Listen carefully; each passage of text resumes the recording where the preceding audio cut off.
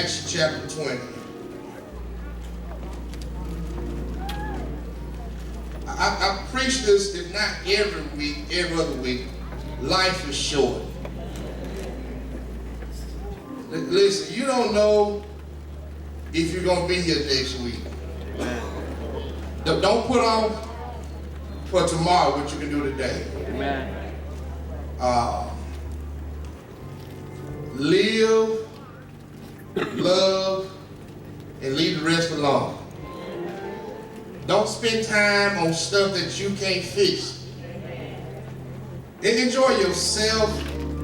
Leave everybody else's business alone. You only have one life to live. And once it's gone, y'all. I'm not as old as some of you all, but I realize I can't even do the stuff I used to do. But what I can do, I'm going to do, amen. And that's some people I met live in Savannah that never been to Tiger Island. There's some people that say, they think they've been somewhere, they've been in Atlanta or Jacksonville. I challenge you to this day and age, there's so many opportunities out there. And don't hold your young people back because they got a job in Wyoming and you scared to go out the city living. Let them live. Amen. Because that may be the same child that may have to bring you to live with them one day, amen. So enjoy life to the fullest. Keeping God first. I don't mean to do no stuff you're supposed to, but enjoy life. Take care of your children. Don't worry about nobody else's household. Love your spouse. Love your, when it's all over, it's over. Because once you come down this aisle, it's no more. And before I get through preaching, I'm almost finished. Get some insurance for your family members. And it may not be embarrassing to you, but if Sister Morris and Malachi don't have my stuff together, and I don't have it together, talk about them if they put a GoFundMe up for me.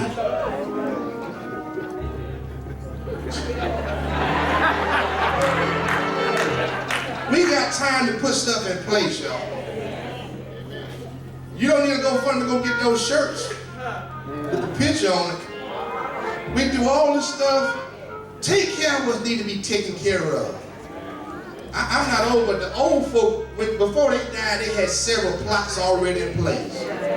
They had insurance taken care of. A lot of stuff is good, but the church has to remind us to do things like that as well. Amen. Acts chapter 20. I'm almost finished. That's a Baptist preacher talk, so you know it's a little piled up. Amen.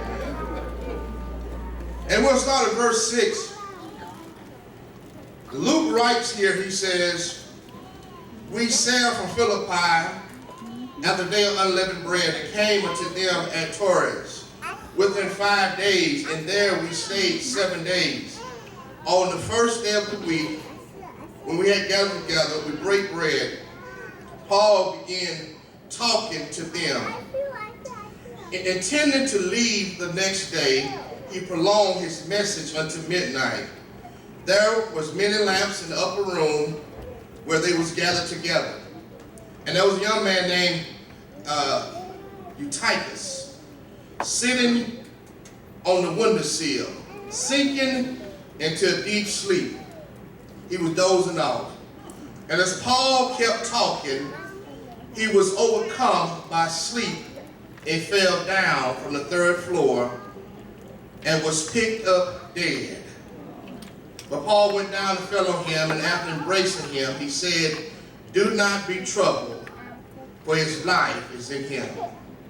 When he had gone back up, he broke the bread and eaten it, and he talked with them a long while until the daybreak, and then left. They took away the boy alive and was greatly comforted. I just want to talk for a few moments. Don't fall asleep on the goodness of God. Amen. Look at your neighbor and tell him, wake up. Wake up. If you sleep, somebody need to nudge you, amen. Too many times we miss God's goodness by looking for something else. I was intrigued when I heard how Monique, the comedian, she's been in the limelight for a while because she was upset because Netflix didn't pay her what she thought she deserved. And she kind of been in the limelight ever since then. I want to tell some of y'all here that if you get paid at all, be thankful for the little check that you get, amen. And somebody, this made a comment and said, well, if your white counterparts on your job would get paid $10 more, would you be happy? I'm like, well, I never worked a job where they paid me based on my race. And she said recently that she wept because Whoopi Goldberg accepted $5 million a year of the TV show The View. Well, I mean, just from my perspective, I never made $5 million. Probably won't make it in a lifetime, but if I'm making $5 million a year, you can feel sorry for me if you want to. You can weep, you can cry, but I'm thankful for the little bit that I have. And so instead of her being thankful, she began to bring somebody else in and say, I wouldn't accept it. But when you look at the View and the pay scale of everybody else, Whoopi actually makes more than everybody else on the show. And when Whoopi have already made billions of dollars of stuff that she done already, sometimes you ought to be thankful for the little bit that you have right now. All I'm trying to tell Monique and many folks that miss it, God has already blessed. You know how many people wish they could be where Monique was? How many people be as successful as you were? See, there was a time when she was kind of heavy. She talked about skinny folks. And she got skinny and talked about big folks. I stopped by to tell you, be thankful for where you are and what you have. Sometimes you can fall asleep because God has blessings all around you. I hate to think, Sister Samuela, that God has blessed us so much that we cannot see his blessing because we're looking for the next blessing. Sometimes God has been so good to some of us, we can't see that he's good already. Do I have anybody here that knows some people that's complaining? Instead of complaining, they should be thankful. Paul said, have want for nothing but be content in whatever situation that you are in. Listen, when I made $600 a month as a pastor, I preached and sweated out every suit that I had. I preached like I was preaching to 100 people, and I preached to 12 every Sunday. Thankful after I had cut the grass on Saturday. Don't you know, you may not have what you want, but you be thankful for the little bit that you have. And it's not just Whoopi Goldberg. It's not just this young man that fell asleep. But many times there are blessings all around us, and we still asking God to bless us even more. Let me help some of you out. You were blessed just by waking up this morning. You was blessed by being able to put your own clothes. You was blessed by being able to feed yourself. You was blessed by able to put one foot down and drag the other. If you open your eyes, you are blessed. David said everything that has breath, praise the Lord. So if you got breath in your body, you are blessed. Don't have anybody in here that say, I got a reason to praise God. You are blessed. Don't fall asleep. And Eutychus was perhaps a devout Christian because he was in an upper room. At this time, it wasn't popular to be in church. Christians were being killed, Christians were being put in jail, and they was have church in area. They were hired out. The upper room perhaps could have been a funeral home, a secret place, but they was on the 3rd floor having church in this house. See, some people only have church in the building, but wherever you are is a place to have church. And Paul just came, and they came from Macedonia, Philippi. They came to Taurus. It took them 5 days to get there. They stayed there 7 days. This let you know, even as believers, we got to spend some time together sometime. Now, the 7 days, Paul was getting ready to leave the next day. You just don't have somebody like Paul come to the house and don't have to let him say something. And so Paul was preparing to leave on the next day, And he started preaching the first day of the week. He started preaching Sunday morning. I know some of y'all give me 15 minutes, start looking at your watch, but I want to invite Paul one Sunday. And really, if you read the surface, you'll think Paul preached at midnight, but after the man fell down, he went back up, broke bread, he ate, and he preached until the next morning. The text said he went back up and broke bread and preached in the daylight. In other words, Paul preached all night long. No, he was a Baptist preacher, amen. Paul was sharing his testimony. Paul was telling about the goodness of God. Listen, you don't have to be able to quote Genesis to Revelation to tell your story. You don't have to know how to exegete, know hermeneutics or hermeneutics to tell somebody about the goodness of God. And Paul had been through several incidents that he should have been willing to share, and he did share, and he preached all night long. I'm about to tell about 5 of you that's waiting before you get licensed to tell your story. If you don't have license to preach, you got a message you should be willing to tell. Because Paul talked about how he was beaten. Paul perhaps talked about how he was left for half dead. Paul could have talked about how he was on the ship. Paul could have talked about how he was shipwrecked, got bit by a venomous snake. There was so much he told, but I believe Paul is not the only one here with a testimony. Somebody in here got a story to tell. Do I have anybody in here that can tell how God has brought you from a mighty long way? Anybody in here have a story to tell how God has made a way out of it? Anybody in here can tell a story how you were sick and now you are well? When God has done something for you, you ought to be able to preach all night long.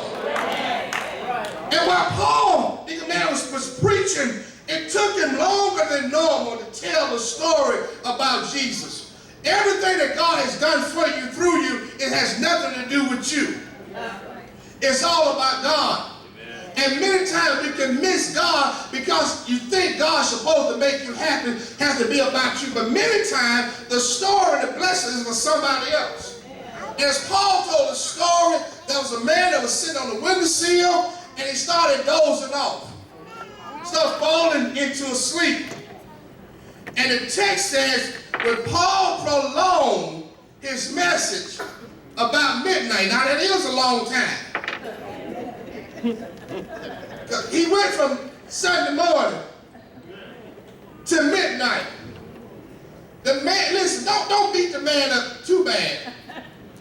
Because I don't know if I can stay awake that long. He fell out the window from the 3rd floor, fell down, and broke his neck. When you fall asleep on God, you become a candidate for a serious whiplash. When you fall asleep on God's goodness, you may walk around with a broke neck and wonder why your neck broke. Because there are a lot of blessed people that still complain. There's a lot of people that have blessings all around them, in them, through them, but still need God to do something for them. And this man, he missed his opportunity to see God's goodness because he fell asleep. I want you to understand today, my sisters and brothers, when God has blessings around you, realize it's not about you, it's all about God. And if God does something for you, he didn't have to do it. He could have blessed somebody else. So the little bit that you have, learn to thank God for it. You may not drive what other people drive, but thank God for your car. You may not live what other people live, but thank God for a roof over your head. You may not eat steak and filet mignon or grilled shrimp or crabs every day, but thank God you have food on the table. Learn to be thankful for the little bit that you have. Listen, I may not make $5 million a year, may not make $5 million in my life, but if God can help me keep the lights on, that's enough for me to say thank you. If God can help me keep food on the table for my family, that's enough for me to say thank you. Don't fall asleep because you need God and want God to do something else for you. Listen, somebody said, if God don't do nothing else, he's already done enough for me. Do I have anybody in the building? 3 things here I want you to understand. Don't fall asleep. We shouldn't fall asleep. And we fall asleep for various reasons. You know, I know sometimes preachers can be boring. They can be long-winded. Sometimes they can talk about stuff that had nothing to do with the Bible. Sometimes they read a text out of Genesis and start preaching out of Matthew. Sometimes you worked last night and you just tired. But don't fall asleep on God's goodness. Fall asleep on Mary, but don't fall asleep on God. Because God been good to you. You need to see it just for what it is. 3 reasons I want to get. First of all, don't fall asleep on God because we don't understand how or what He is doing. A lot of times we fall asleep on God because we don't understand how He's doing what He's doing. I don't understand what He's doing. And listen, let me tell you a secret, and this one's for free right here. You don't have to understand it. It's not for you to understand it. And because we don't understand it, we sometimes think God has made a mistake or don't know what He's doing. In other words, I say fall asleep, I'm talking about you missing what God is trying to do. And many times we miss what God is trying to do because we don't understand how or what He is doing. Listen, His thoughts are not our thoughts. His ways are not our ways. And if any way you bless me, God bless me anyhow. I thank God that you bless me. You got to understand God does not work how we work, does not think how we think. And sometimes God do things that you just don't understand. Don't have anybody here that didn't understand it then, but in the by and by, you can say, I thank God I went through what I went through because it made me better in the long run. You may not understand it now, but don't miss God. Many people miss God because God, I don't understand why you're doing this in my life. Why are you doing it right now? Well, when is a good time to do it? Because you don't understand it. The what and the how does not mean it's God. And if you understood God, every notion and every motion that He made, you telling me you equal to or better than God. God should do some things that you just don't understand. Matter of fact, He said, I use the foolish things to conform all you smart folks.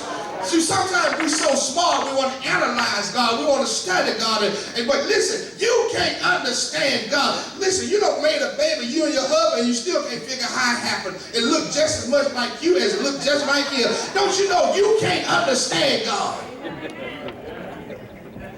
Reach back to Big Mama that you never met. The baby looked just like them. They said, oh, like your grandmama. I never seen it, but God knows. Because God is doing something in your life that you don't know or understand how He's doing it. What He's doing does not mean it's God. Don't fall asleep on it.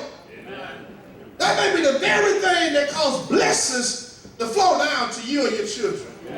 That may be the very thing that gives you a breakthrough and your healing or the miracle to fall in your life. You don't have, listen, I don't have to understand it, God. Listen, I made it through physics. Didn't understand one formula, but I thank God for a passing grade. Can I get a witness here? I need to find Miss Davis. Miss Mildred Davis said, you're going to need this one day. And I'm like, well, I'm 45, I ain't needed it yet, so I thank God I made it this far. She better hurry up, because I'm going to forget it after a while. Sometimes you don't understand the formula, but you come out with the right answer. It don't matter about the stuff in the middle. Listen, God bless you at the end. It doesn't matter all the stuff you have to go through. Don't have anybody in here say, I've been through the storm and rain, but I'm still here. I've been through hell and high water. I'm still here. I've had trouble in my life. That's just the formula. You don't understand it. But you're blessed. Look, you read the sermon, you're blessed. You look good. You smell good. You're walking good. You're living good. It's because God did some stuff you just didn't understand.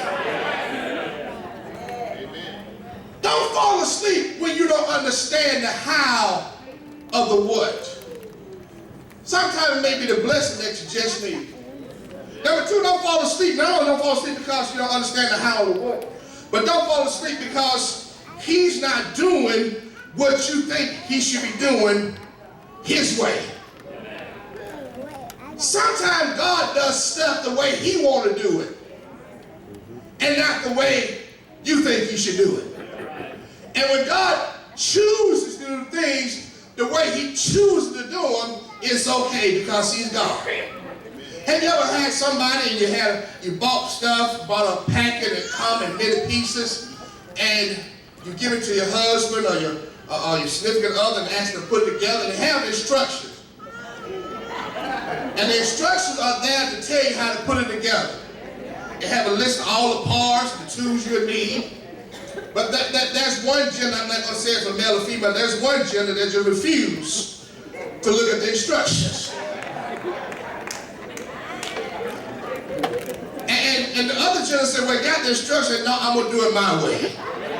And they put it all together. Brother Coleman, they get down to the end, it's put together, you have one little piece left. It worked. But it still works. Yeah. It's put together. Yeah. Listen, the instruction had their way, but I did it my way.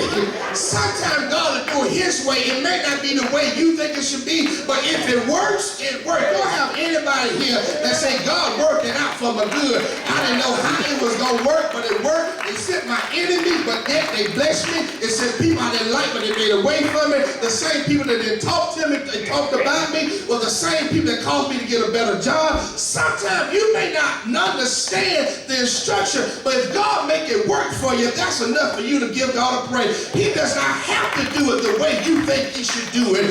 He's God. He don't have to do it the way you think he should do it, when you think he should do it. But if God doing it for me, whatever he's going to do, let him do it anyhow. God will cause trouble to fall in your house to make your house come together. God will cause sickness to come in your body to make you pray. God will cause you to get laid off one job to make you apply for another job that you should have had 10 years ago, but because you were so comfortable at the other job, God will get you fired, and you mad because you're fired, but God had another job that had your name on it years ago, and he has sometimes to prepare you to go over. I don't understand the why, but it came out looking good. You don't have anybody here say, I went through some stuff, but I came out looking all right. Because he does or doing things the way he does them does not mean it's not right. You just don't understand it. Sometimes God will do things and you fall asleep on it and say, you know what, this can't be God. Because that's not how it should be done. Ain't no church, but we smart, y'all. That's not how it should be done. Sometimes God do some stuff that we just don't understand. God sent a child up here to lead prayer, and somebody get upset because the child leading prayer, but that child is the same person that lead 10 more children to church, and you can't even speak to the children at all because you don't understand their language, understand how they communicate. But God does some stuff that you don't understand, and it brings folks to the house. He will do things we just don't understand. Number 3, so when he does things the way he's doing it, not our way, does not mean you should fall asleep. When God give us things we don't understand the how or the what he's doing, don't fall asleep. But number 3, don't fall asleep because he's taking too long. Paul preached from morning to midnight. The man fell out the one that broke his neck, and he went down and prayed over and brought life back into him. But Paul went up and preached some more to the daybreak. Because God tarries does not mean he's not on the way. Because God does not show up in our time does not mean God will not show up. Sometimes God has to take his time to give us time to get ready for what we're asking for. There's a lot of things we're asking for, and it's good God is taking his time because we're not ready for it. And when God gives it to us, it's right on time. Isaiah said, they that wait upon the Lord shall renew their strength. Listen, God will give you strength if you just wait on God. But be patient in the Lord and God will fight your battles. God talks all through the Bible just waiting on him. I stopped by to tell you, if Big Mom was here, she would say, don't hurry God. If old Deacon Doc Stockdale was here from Macedonia, he would say stuff like he's an old-time God. I wish I had somebody that understood that God may not come when you want him to come, but he's always right on time. And because God does not work in our time, and many people fall asleep on God, and because he took too long, I stop by to tell you, if he's taking his time for a reason. But while he's taking his time, you keep your eyes stayed on God, praise him in advance, worship in advance, because it may not come in your time, but it's always right on time. Do I have anybody here that know God will show up just in time?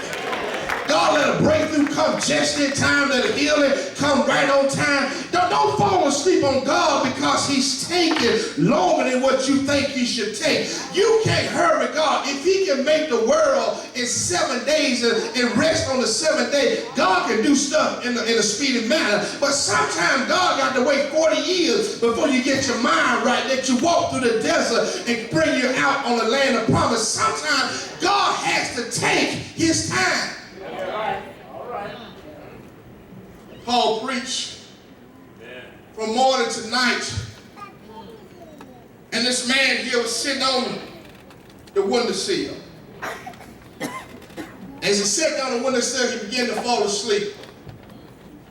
And the text said he fell down from the third floor and broke his neck. And Paul went down and embraced him. And Paul spoke this word. He said, there's life still in it. And I want to give number 4 today. Don't fall asleep, because God will give you another chance. Do I have anybody here that say, I'm glad I didn't give up on God? Because God didn't give up on me. Paul could have kept on preaching. But he went down and embraced this man, and life came into his body. And Paul went back up and preached some more, and it brought the man up. I bet he was awake then. Brought him back up, and Paul preached all night long. I want you to know, don't fall asleep on God, because God didn't fall asleep on you. I'm so glad that we don't serve a second chance God. God will give you another chance. And the reason why I shout and praise God is not because I don't step on my toes. Listen, I step on my toes every Sunday I preach. I praise and shout because I serve a God that will give us another chance. The reason I hold my head up is not because I'm perfect, but I am in progress. The reason I clap like I clap because I'm not perfect, but I serve a perfect God. And the reason why I know because I serve a God that will give us another chance. Do I have anybody in here that know you serve a God that will give you another chance? Do I have somebody that made mistakes and walked places you shouldn't have walked, said things you shouldn't have said, and been places you should have been, but yet God still opened doors for you, made ways for you, kept you when you couldn't keep yourself? That's why we should fall asleep on the goodness of God. And listen, when God has been so good to you, the least you can do is give him some praise. Sometimes you don't feel like praising, but if God has been good to you, don't fall asleep on his goodness and just sit back like God owes you something. If he woke you up, that's enough to praise him. If you walk through your house and your children are doing fine, that's enough to praise him. We got too many sleeping Christians that want to complain about everything, want to complain about everybody. Listen, God has been too good to you before you to even open your mouth. When he didn't allow the sickness to kill you, your trouble to take you out of here, you better halt what you're about to say and give God praise. Before you talk about another person, before you criticize somebody else's work, think about how good God has been to you, and that's enough for me to praise. Do I have anybody here that say he's been too good to me to fall asleep? Don't give me no sleeping pills. Don't try to rock me to sleep, because every time I think of his goodness and all that he's done for me, my soul cries out, hallelujah. Do I have anybody here that have a hallelujah praise? Let me help you out. Anybody been sick and it didn't kill you? Anybody lost a job and you didn't lose your stuff? Anybody been away and you didn't lose your mind? Children been to war, husband been to war, and they didn't come back in a body bag. That's enough to praise God. You send your child to school and they didn't come up missing. Don't you know that's enough to give God a praise? Let me tell you a story. I know some of y'all still sitting there sleeping. True story, there was a man, there was a homeless man walking down the street, and one day he dug in the trash can, and as he dug in the trash can, he saw a Burger King bag, and he took the Burger King bag and walked away from the trash can, and he took a seat. He opened up the Burger King bag. There was a half-eaten Whopper. He sat there to the side, had a few fries in the bag. He pulled those out, and before he said anything, he said, God, I thank you for this food that I'm about to receive. I said, if a homeless man eat out the trash can and thank God for a half Whopper that somebody else threw away, I got to thank him for making ways for me. Do I have anybody in Tremont that have a reason to give God thanks? I know some of y'all had more than a Whopper this week. Some of y'all never dug out the trash can to eat. But if God been good to you, you ought to tell him thank you. Don't fall asleep because you can't see your breakthrough. Don't fall asleep because you can't see your blessing. Let me tell you a secret. Because you're here, that's a breakthrough. Because you're here, that's a blessing. So I don't know about you. He's been too good to me to fall asleep on his goodness. I may not have what you have, but I'm thankful for what I got. I may not wear what you wear, but I'm thankful for what I have. Don't have anybody in the building that say, I got a reason to give him praise. Keep on sitting if you want to. I got a reason to tell him thank you. Look at somebody you're not ashamed to tell him God has been good to me. Tell him he's been good to you. Some of y'all ain't looked at nobody. Maybe he ain't been good to you. Look at somebody else and tell him he made a way for me. Have he made a way for you? Tell somebody the Lord that I serve, he made a way for me. I want to talk to another crowd in here that fell asleep on God, and you fell down, and you broke your neck, and tell him he gave me another chance. Do I have anybody in here that's thankful that he done gave you another chance? The lifestyle didn't kill you, the drugs didn't kill you, alcohol didn't kill you, the gunshots didn't kill you, your habits didn't kill you. You're still here, and because you're still here, that's enough to give him a praise. Don't fall asleep. Been too good. He made too many ways. He opened too many doors. He blessed you over and over again. Don't fall asleep on the goodness of God.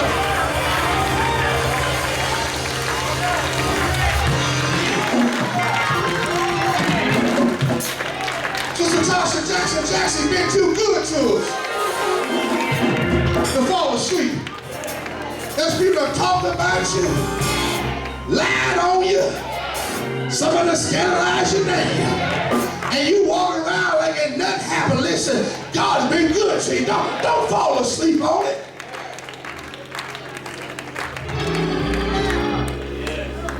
God will keep you when you can't even keep yourself. And Eutychus fell asleep on the goodness of God. Tremont, y'all some blessed folks. I don't know what none of y'all have, and I don't try to know. But there's some people I know that don't look half as good as you look on the outside. If you don't believe me, go by the hospital. As I go see some people in the hospital, I look at some of the rooms at the people I pass. Go by the nursing home. There's some people that wait on somebody to come change their depends. There's some people starving right now because they can't get their children to come feed them. I said, keep on sleeping. The kids say, sleep on if you want to. God is blessing you. And don't miss it. Before you complain another moment, before you have a reason to get upset, look how good God has been to you. I know you had to pay extra over here, but thank God you had extra to play. Hey. I was at the convention last week, and Deacon Malley told me Sister Hopper said the bus broke down, and I just went in panic mode because they already want the preachers. Y'all don't fool me, think preachers have a lot of money. They want the preachers to give $100. So I put $100 in the offering, and I set my wallet down when Deacon Malley told me that the bus was broke down. And as we went to get kids, maybe Deacon Malley get something for the kids, I realized that they had my wallet. So I'm assuming since I'm at the church function,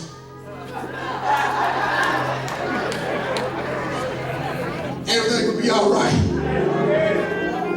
I text back Sister Hopper, I said, look what I was saying in my wallet. And she said, no, but Sister Bulletin said she saw. So listen, I told Sister Bulletin this morning, thank God that you know that you see stuff that everybody else don't see. She saw it. So the Bulletin saw the lady with my wallet. Somebody talking about my wallet. Sister Bulletin saw it. I said, at least somebody from the church picked it up. And I said, well, they turned it lost and found out. And I had $200 bills in there and a $50 bill. And I told Deacon Malley, I just blessed the lady that turned my wallet, and I was so happy. I said, I'm going to just tell Sister Hopper, get a $50 bill out and give it to the lady. I said, no, get her information. I'm going to bless her for turning my stuff in. Needless to say, I got there, all my ID and my credit card, everything was in there. But the lady went and got her own blessing, or somebody took off. They got the whole $250. There was a time in my life, if they had got the $250, my whole family would have to suffer. But God allowed me to make it back, and I didn't have to miss a dime. Before I left, somebody gave me a $100 bill, and I came back with some money to spare. All I'm trying to tell you, be thankful for a little bit that you have, because you never know when you're going to lose it. And I hadn't missed the $250 yet, because I know God is in control. And when you lose stuff in life, don't get too uptight, whether it's a loved one or a family member. If you've done the best you can when you have it, you don't have to have a fit coming down the aisle. Brother Spot said last week, Mother, he said, listen, I don't have no hard feelings because I've been there the whole time. And listen, when you have loved ones that leave you because of God calling, and you've done the best you could and you've been there the whole time, you have nothing to complain about. So don't fall asleep on this goodness. God has granted you this time, this life. Tomorrow is not promised. And you're going to believe it one day. Because one day, this journey that we call life going to come to an end. And somebody will stand all our bodies and say, dust to dust, earth to earth, ash to ash. And it's going to be over. But while you are here and yet alive, enjoy the goodness of our God. Let's give him a hand of praise here.